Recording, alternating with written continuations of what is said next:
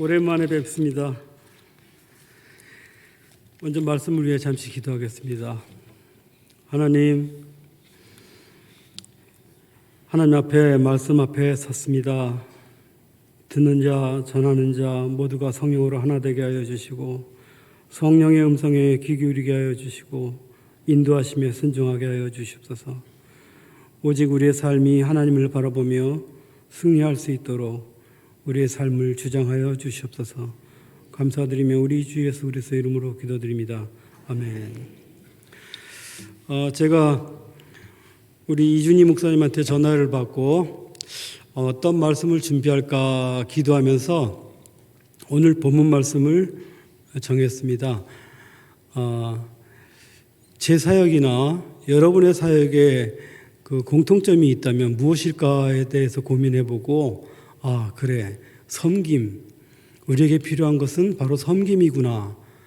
나 역시도 그 섬김 때문에 이 사역을 감당하고 있구나 생각하고 오늘 본문 말씀을 정했습니다.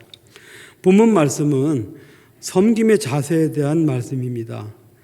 윗사람을 따르던 아랫사람을 이끌던 다 섬기는 자세로 하라는 것입니다. 교회 밖의 사람들도 리더십이란 개념을 가르칠 때 섬김의 자세를 강조합니다. 그러나 섬김의 자세는 훈련이 필요합니다. 섬김이란 무엇인지 기준이 있어야 하고 섬김의 기쁨이 없이는 오래 할 수 없는 특징도 있습니다. 사람이 무엇을 하든지 그 일에서 기쁨을 누리지 못하거나 행복과 보람 그리고 그 만족을 얻지 못하면 오래 할 수 없습니다. 저 역시도 이 보람을 얻기 위하여 하나님 앞에 기도했습니다. 사역이 나의 일이 아닌 하나님의 사역이 될 수 있도록 되어달라고 제 삶을 인도해달라고 기도했습니다. 전도서 5장 7절에서 8절 말씀을 보면 그가 비록 천년의 갑절을 산다 할지라도 행복을 보지 못하면 마침내 다 한 곳으로 돌아가는 것뿐이 아니냐. 사람의 수고는 다 자기의 입을 위함이나 그 식욕은 채울 수 없느니라고 말씀합니다. 결국 행복하지 못한 인생은 오래 살아도 만족함이 없다는 말씀입니다.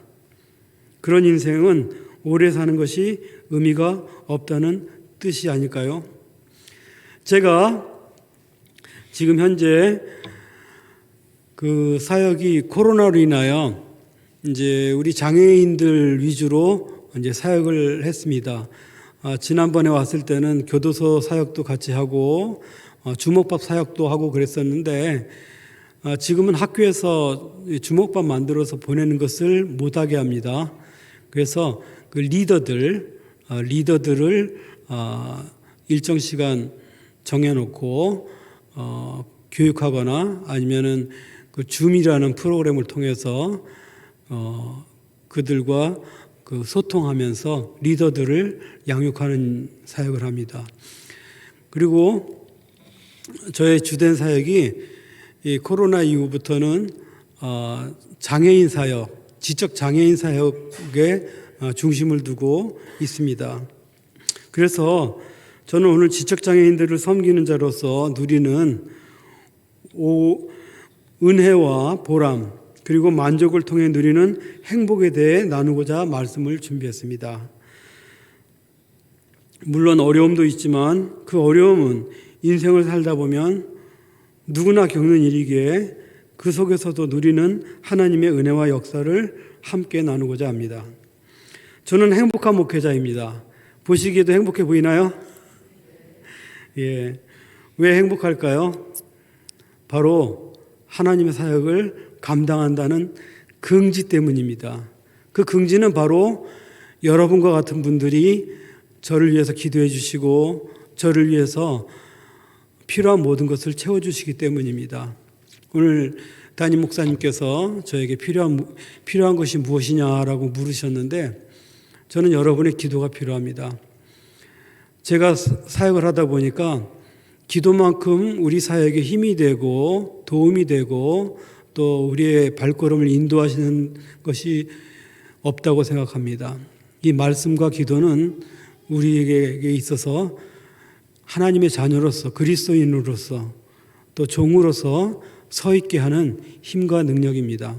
기도하다 보면 제가 필요한 모든 것들을 여러분이 알게 하고 또 내가 만나야 될 사람들을 만나게 하고 내가 가야 할 곳을 가게 하시고 은혜 가운데 말씀하십니다. 여러분도 그 은혜를 함께 누리기를 축복합니다. 제가 왜 행복하냐 하면은 또 사역 중에 행복한 사역을 나눠드리겠습니다.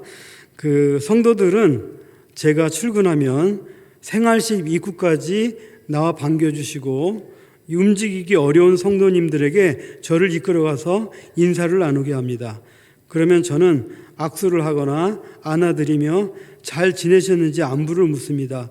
그리고 퇴근할 때 되면 언제 다시 오는지 묻고 내일도 오라고 말씀합니다. 날마다 보면서도 마치 새날을 맞는 것처럼 항상 반복하여 저를 기쁨으로 반겨주시고 안겨주십니다. 여러분, 누군가가 나를 반겨준다는 것만큼 기쁜 일이 있습니까? 교회에 왔는데 교회에서 아무도 안 반겨줘요. 그것처럼 불행한 것이 있습니까? 교회에 왔는데 교회에서 저를 막 반겨주세요. 그러면 얼마나 행복합니까? 그렇듯 우리 지적장애인들이 너무나도 놀라운 은혜를 받고 살아요. 저는 그분들이 더 부러워요. 엄격히 말하면은 제 삶 가운데 그 누리는 기쁨 중에서 그분들을 통해서 누리는 기쁨이 가장 큽니다. 왜냐하면 성령의 사역이기 때문입니다. 우리는 하나님 앞에서 온전한 것처럼 서서 살아가고 있지만 사실은 하나님의 인도하심 없이는 단 하루도 온전한 믿음 가운데 살아갈 수 없는 연약한 존재들입니다. 그것을 느끼게 한 것이 바로 우성원 사역입니다. 그럼에도 불구하고 지적장애인 성도님들을 섬기다 보면 부족한 제 자신을 발견하게 됩니다. 본문 말씀 5절에서 6절을 보면 종들아 두려워하며 하고 떨며 성실한 마음으로 육체의 상전에게 순종하기를 그리스도께 하듯 하라. 눈가림만 하여 사람을 기쁘게 하는 자처럼 하지 말고 그리스도의 종들처럼 마음으로 하나님의 뜻을 행하고 기쁨으로 섬기기를 주께 하듯 하고 사람들에게 하듯 하지 말라. 이는 각 사람이 무슨 선을 행하든지 종이나 자유인이나 주께로부터 그대로 받은 줄을 알미라고 말씀합니다. 그런데 과연 우리의 삶이 이렇게 말씀처럼 그리스도를 섬기듯이 이웃을 섬기고 저는 장애인을 섬기고 또 학생들을 섬기고 또 학생들의 지도자를 섬기고 또 피치 못할 사정으로 교도소에 간 아무 죄도 없는 그 자녀들, 그 교도소에서 복역하시는 분들의 자녀들이 그 얼마나 고통을 당합니까? 자기는 지은 죄도 없는데 마치 죄인처럼 죄인의 자식이란 이유 때문에 죄인처럼 힘들어하고 고통스러워하는 것, 그런 것들을 그 위로해 줘야 되는 그런 사명, 그 사명을 온전히 감당해야 되는데 부끄럽게도 그 육체의 상전에게 순종하기를 그리스도께 하듯 하였는가 생각해 봅니다. 그러면 아닙니다. 그리스도의 종들처럼 마음으로 하나님의 뜻을 행하고 기쁜 마음으로 섬기기를 주께 하듯 하였는가 돌아보면은 아닌 것을 깨닫습니다. 생각하며 자신을 돌아보면은 눈가림만 하여 사람을 기쁘게 하는 자처럼 하는 경우가 더 많았습니다. 이것이 바로 우리의 연약함입니다. 이 연약함은 바로 기도할 때에 하나님 앞에 무릎 꿇었을 때에 깨닫게 하시는 성령의 은혜입니다. 아침에 저를 반겨주시는 성도님들을 보면 저는 주님이 예루살렘에 입성할 때 종려나무 가지와 옷자락을 깔아주던 유대인들이 생각나고 마치 주님의 영광을 누리는 것처럼 느낍니다. 한번 상상해 보세요. 제가 딱 출근하는데 목사님 하면서 막 손 흔들고 막 달려오고 또 이렇게 안기고 또 움직이지 못하는 사람들한테 저를 끌고 가가지고 막 이 사람 누굽니다. 이 사람 누굽니다. 말이 많이 어눌합니다. 그렇기 때문에 무슨 말인지 여러분은 못 알아들을 거예요. 근데 저는 그 느낌으로 알아듣습니다. 이 사람은 어떻고 이 사람은 어떻고 제가 가서 안아주고 기도해주고 그럽니다. 그러면 그렇게 행복해해요. 그때 그런 걸 느낍니다. 주님께서 바로 이러한 기쁨을 누리셨겠구나. 이 기쁨을 누리라고 나로 하여금 우성한 사역을 하게 하셨구나. 게다가 맨날 보는데도 또 갈 때 되면은 언제 또 와요? 내일 또 와요? 내일도 오세요? 내일 오세요? 하고 꼭 저한테 부탁을 합니다. 이처럼 사역을 하는데 행복하지 않다면은 문제가 있는 사람이죠. 그렇죠? 우리 박영호 목사님 사역하실 때에 여러분들이 저처럼 그 기쁨을 누릴 수 있도록 항상 반겨주시고 안아주시고 악수를 청하십시오. 너무 많이 하면 힘드십니다. 그 힘든 게 바로 제가 연약할 때이죠. 다른 교사들이 감당하지 못하는 성도님들이 신앙적이고 정서적인 일상생활을 저를 통해 해결이 될 때 이 기쁨을 주시는 하나님의 사역, 저를 우성원의 원목으로 보내주셨구나 생각합니다. 여러분, 목사만이 할 수 있는 일이 있습니다. 교사만이 할 수 있는 일이 있습니다. 각자가 맡은 일이 있어요. 우리는 그 사역을 통해서 하나님이 나와 함께 하심을 느껴야 합니다. 그것을 느낄 때 우리는 행복할 수 있습니다. 그러나 어떤 때는 계속 따라다니며 똑같은 말을 반복해서 묻고 침을 흘리며 안깁니다. 대변을 싸놓고 뒤처리를 하지 않습니다. 그 다음에 갑자기 화를 내고, 왜냐면은 정신장애도 같이 있거든요. 그래서 마음이 불안하면은 막 소리를 바로 지르고, 분리장애자라고 그러죠. 환청이 들리고 막 이러시는 분들, 아무도 뭐라고 하지 않았는데 누가 뭐라고 한 것처럼 갑자기 불안해하고 막 소리를 지르고 무서워하고 때로는 막 집어 던지고 그럽니다. 이런 분들을 날마다 보다 보면은 제가 지치곤 합니다. 이것이 저의 연약함입니다.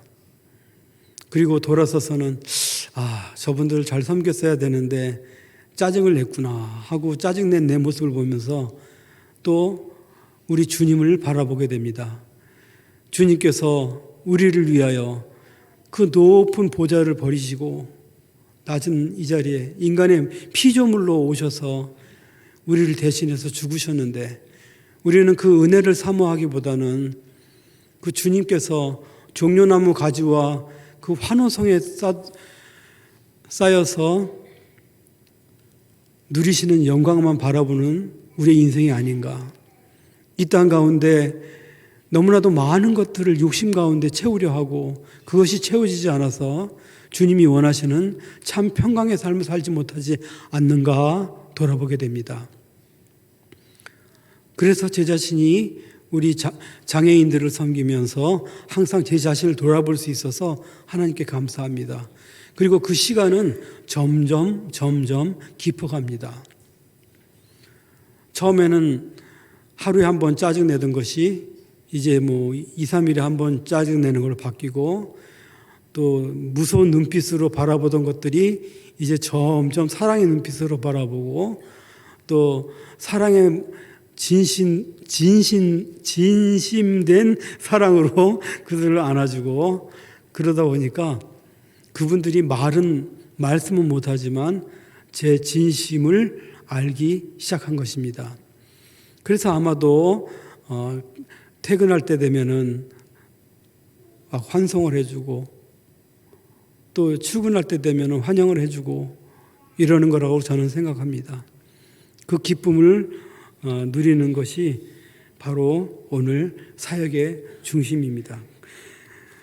그러면은 제가 이 사역을 그냥 무조건 지저분한 뒤처리나 청소나 목욕시키는 일만 하기 위해서 제가 우성원에서 사역을 하느냐? 그렇지는 않습니다. 제가 목사로서 해야 될 사역이 바로 지금부터 시작되는데,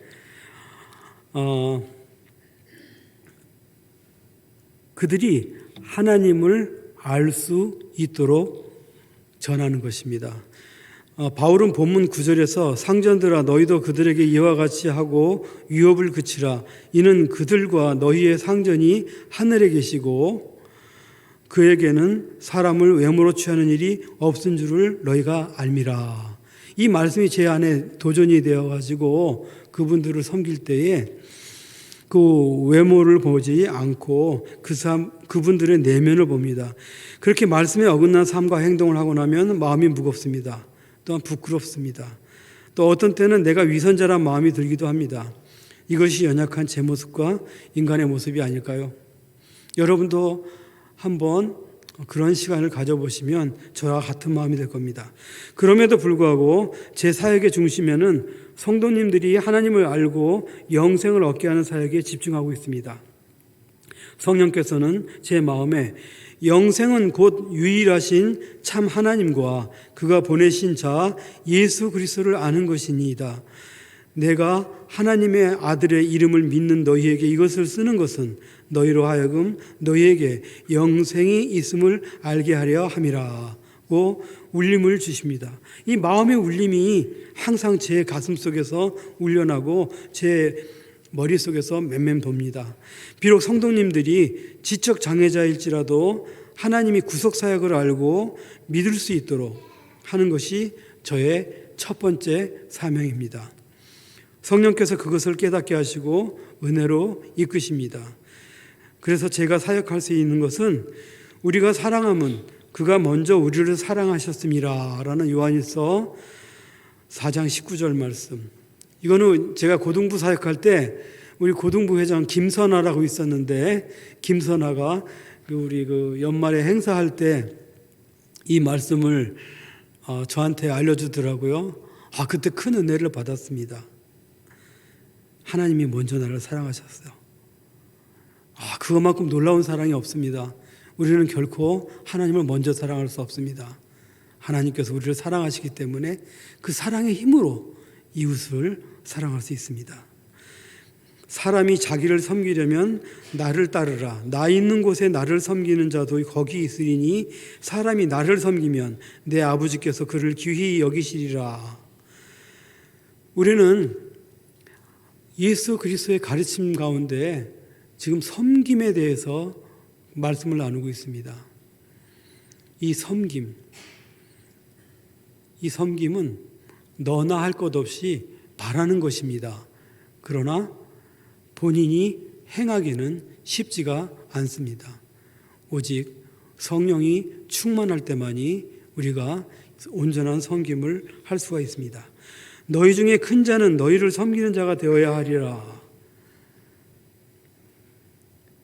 우리 우성원 장애인들은 저를 참 잘 섬겨 주십니다.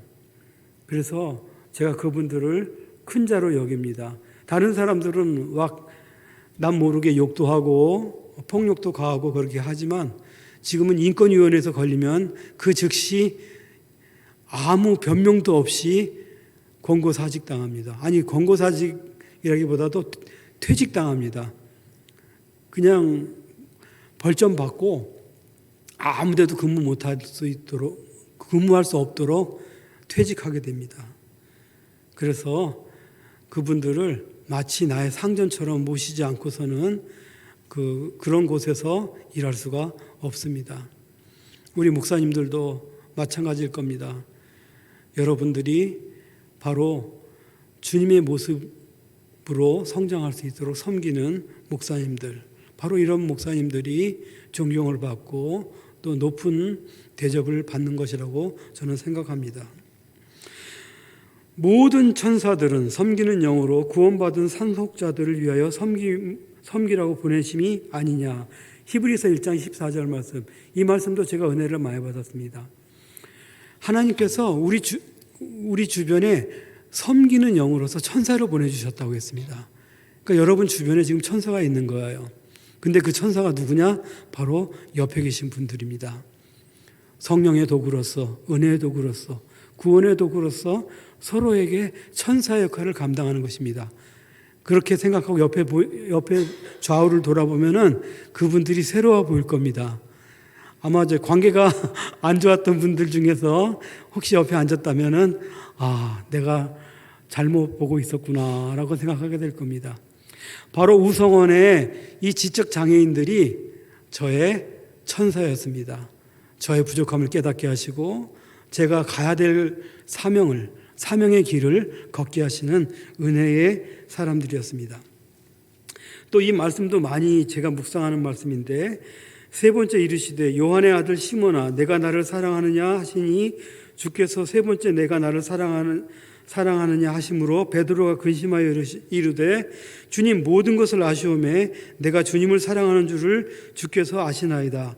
예수께서 이르시되 내 양을 먹이라고 하신 말씀을 믿고 순종할 수 있도록 은혜를 입었기 때문입니다.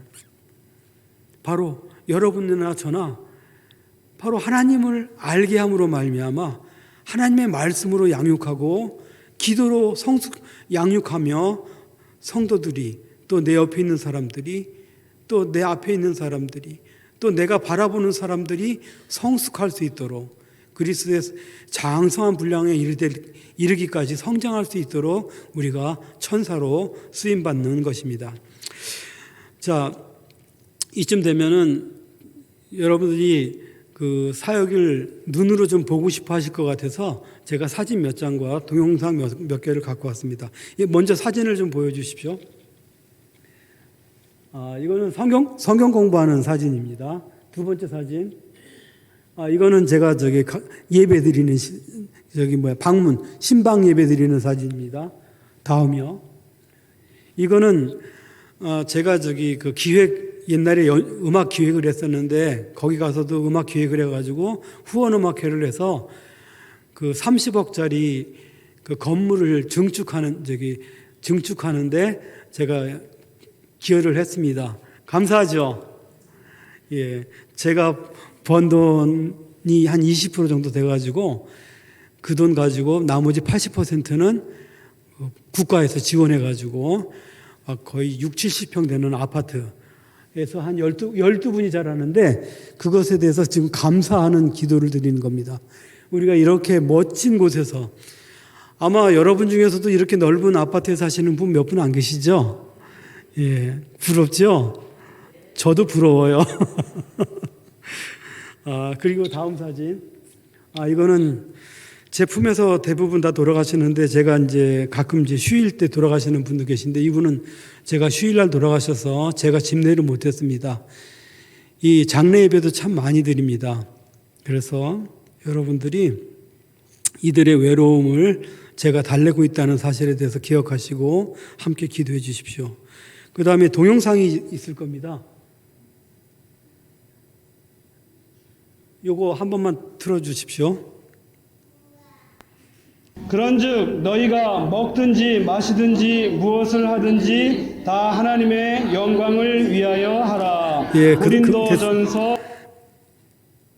10장 31절 말씀. 여러분도 이 말씀을 다 그런즉 너희가 먹든지 마시든지 무엇을 하든지 다 하나님의 영광을 위하여 하라. 예, 고린도전서 10장 31절 말씀. 그만 됐습니다. 이렇게 예배 시간마다 지적장애인들이 성경 말씀을 외울 수 있도록 제가 지도를 하고 있습니다. 근데 놀랍게도 이분들 중에 이 말씀을 외우는 분이 3분이 계세요. 자, 그거 한번 틀어주세요. 예.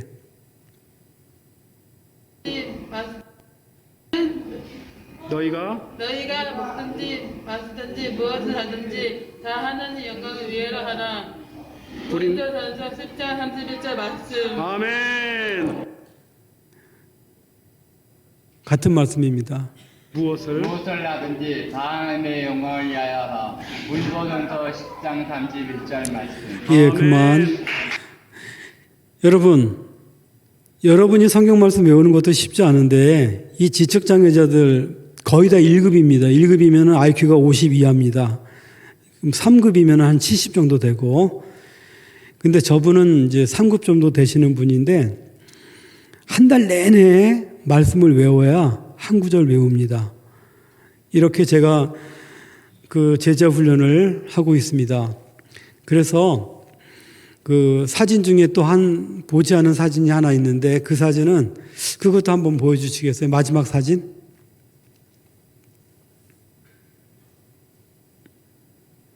이거는 제가 후원음악회 하는 거고, 이거는 이제 성찬식 하는 거고, 그 다음에요. 그 사진을 안 갖고 왔는가 보다. 아니요, 동영상은 이제 됐습니다. 사진 중에 하나가 있었는데, 그거 빠졌는데, 어떤 남자 성도님인데, 글씨를 쓸 줄 알아요. 비록 그리는 수준이지만, 글씨를 쓸 줄 알아가지고, 그분이 글씨 쓰는 모습과 또 저를 보면 이렇게 목사님하고 항상 안겨요. 고개를 여기다 푹 파묻고, 그럴 때마다 제가 얼마나 큰 은혜가 되는지. 그래서 제가 그분 집사님을 6분을 장립했는데 그런 분들이 6분 계십니다. 이것이 제가 하나님을 알게 한 사역의 열매들입니다. 우리는 누구나 스스로의 힘으로는 이웃을 사랑할 수 없고 섬길 수 없습니다. 오직 성령의 충만함 가운데 주님의 은혜를 입고 말씀에 순종할 때 사랑하고 섬길 수 있습니다. 저는 비록 보이는 것은 지적장애자이지만 영적으로는 성령 충만함 가운데 구원받은 성도님들을 섬기고 있습니다. 여러분은 겉으로는 장애가 없는 비장애인이지만 영적 장애인들을 섬기는 어려움이 있습니다. 그러나 드러나 있지 않고 보이지 않지만 영적 장애자인 우리의 삶이 얼마나 고달프고 어려운지는 성령이 충만한 성도만이 누릴 수 있는 은혜입니다. 쉽지가 않습니다. 우리는 모두 영적 장애자입니다. 그래서 성령님의 인도하심의 은혜에 순종할 때 온전한 성도의 삶을 살 수 있습니다. 온전한 성도의 삶이 서로를 섬기며 성령의 도구로 쓰임받는 것입니다. 자신이 영적 장애인임을 깨닫고 하나님을 알아가며 예수 그리스도를 통해 누리는 구속 사역을 믿고 순종하고 본인뿐만 아니라 이웃까지 구원을 받고 섬기는 자로 성장할 수 있도록 성령의 도구, 축복의 도구, 은혜의 도구로 사용되어져야 합니다. 이것이 우성원에서 지적장애인 성도들을 통해 깨달은 저의 신앙 고백입니다. 이제 말씀을 맺겠습니다. 우리 모두가 교회 밖을 향해 하나님의 구속 사역을 알릴 사명이 있습니다. 제가 지적장애자 성도님들을 사랑하고 섬기는 것처럼 여러분도 하나님을 알지 못하는 이 교회 밖의 사람들에게 하나님의 은혜와 사랑, 그리고 우리 주 예수 그리스도의 그 죽으심이 부활하신 그 의미를 전할 사명이 있는 것입니다. 제가 목사이기 때문에 전하는 것이고 여러분이 목사가 아니기 때문에 전하지 않는 것이 아니라 누구든지 그리스도의 보혈로 죄사함을 받고 하나님의 자녀가 된 사람들, 우리 주 예수 그리스도의 제자 된 사람들은 누구에게나 하나님을 알게 하는 성령의 도구, 은혜의 도구, 구원의 도구로 쓰임받아야 되는 것입니다. 택함받은 사람들이 구원받을 수 있게 하는 성령의 도구로 쓰임받을 수 있기를 여러분을 축복합니다.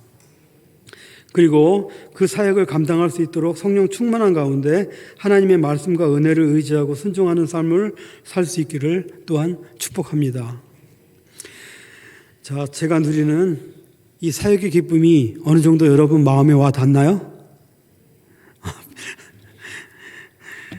시간을 정해놓고 하는 것은 장애가 있습니다. 그래서 여러분에게 주어진 시간 안에 제 사역의 기쁨을 전달하고자 하니까 많이 부족한 것이 있습니다.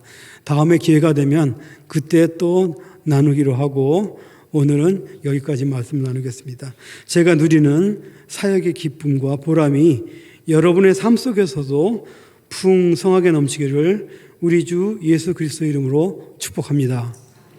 기도하겠습니다.